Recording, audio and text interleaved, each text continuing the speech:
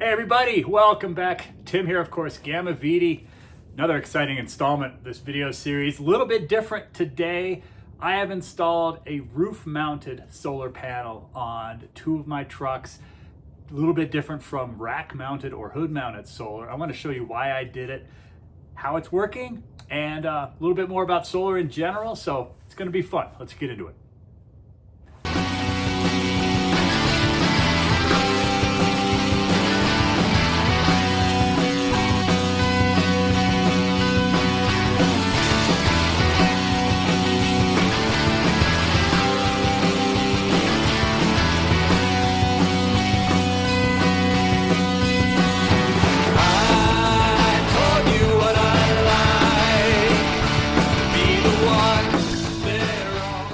So let's jump into the why really quickly. I am a big fan of solar power. I have it on the house, I have it on the trucks, I have foldable, portable panels.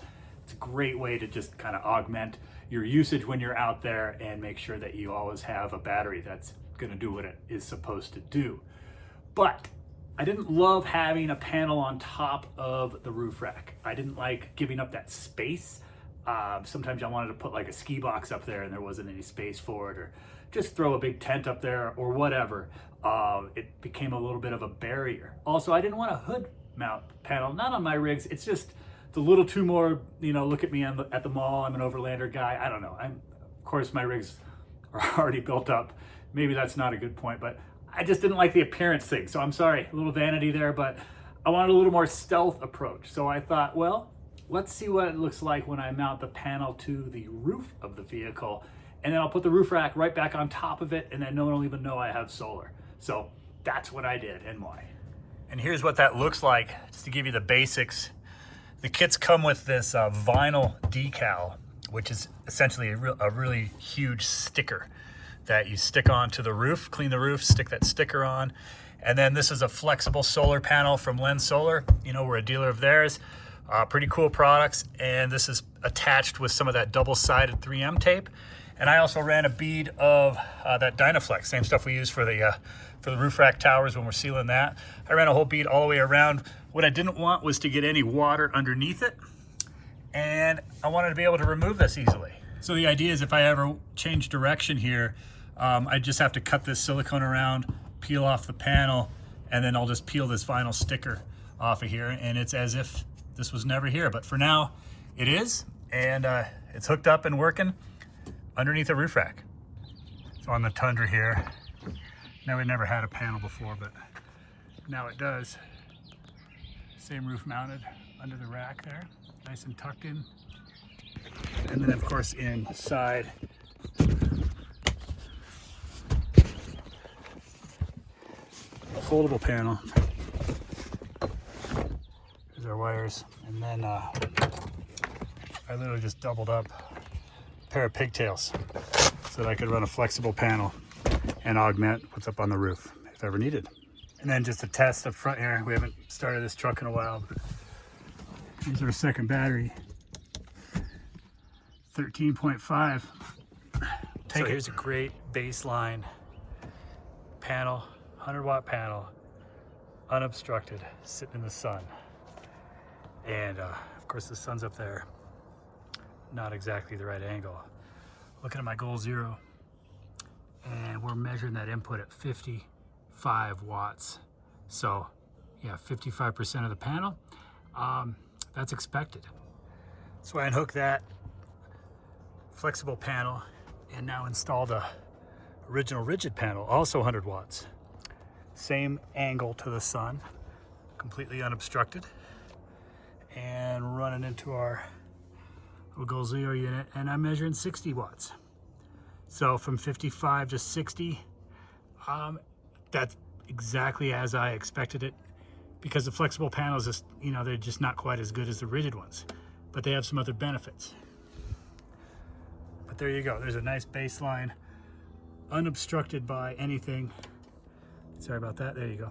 Unobstructed by anything, just sitting here in the driveway, 60 watts from a 100 panel. And then sequentially, I plugged my flexible panel back in. Getting down here, we're measuring again 55 watts coming on off of that 100-watt panel. So before we lose the sun, what happens when we put the rack back on? Literally a 2-minute install. There's no bolts. I just got her sitting up here. And we have, you know, 3 shadows going across the panel. What's that spell out? I'm now showing 35 watts going into the little Goal Zero power bank here. So we determined with the rack essentially blocking the sun, you know, at the angle that it's at, we're down roughly 36% on our input wattage. We went from 55 down to 35. So, you know, you can do that ratio. So the question is, does that matter to me or you, presumably? I might argue that, yeah, not really. Let me explain. It's really about your setup that you're trying to achieve and what expectations you have for that. And honestly, being honest with yourself about how long you're going to be out there without moving or starting the vehicle. So in my case, I'm really just looking for that one lag day, you know, typical weekend. You pull in Friday, you camp somewhere, you go out and play Saturday doing something else with a bike or a boat or just hiking shoes, doesn't matter. I don't want to start the truck again Saturday, but I want to be able to start it up again Sunday morning and get home. This setup here can get me there. This isn't quite as good, obviously, as a dedicated panel that I have aimed at the sun, but I have the opportunity to just patch in a little Y connector for a foldable panel if I need to do that. And then I could probably go all summer long. But the reality is, this car sits outside a lot. I really just want to keep the batteries topped off. I want to be able to start the fridge a day or two before my trip, start loading it up so that it's not a last minute thing. 35 watts most of the day, that kind of helps me out there. That's really all I need to kind of bridge that gap between no solar and some solar. So there you go. Hopefully that is helpful to you. Here's a little experiment. So I've got that flat panel just laying in the driveway, you know, same angle to the sun really as the truck. But the sun moved. It's now over there. So yeah, 30 minutes later, and I'm down to, look at the glare, 45 watts on the input. But let me just change the angle of that panel real quick. So I've now got it propped up against a bucket and pretty much, you know, right there. Come back over and 80, it just at 75, so 75, 80, but almost double, really, almost double, just changing that angle. And that's a big deal. Solar panels, they just want to be aimed right at the sun. So it doesn't matter if it's on your truck or on your house or a foldable one, you have to have it optimized, positioned so that it's, you know, perpendicular to the sun's rays for it to work the best. That's just not going to happen on any roof mounted system. So what do? You either add panels or you just don't worry about it. And I have never ever seen a panel actually produce the wattage that it's rated for. The most you'll ever see, 80, 85 out of 100, and that's aimed perfectly at the sun. Half is really, it's pretty realistic. So again, don't get hung up on the numbers. If you're sitting there calculating amp hours and what's the draw on my fridge and what's the wattage of my panel, and you're just going to be disappointed. It's not going to charge as well as the math says it is.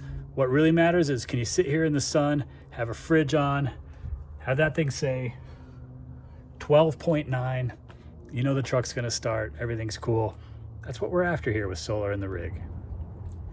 And then the question is always, well, that's neat, but does it keep up with the fridge, right? And then, yeah, it's doing it. So this fridge has been going for about 3 days now. It says 27 here. Battery says 12.6. It's been a little chilly this week. This morning that battery said 12.2. So yeah, it's recovered a little bit. It's now, I don't know, 10 a.m.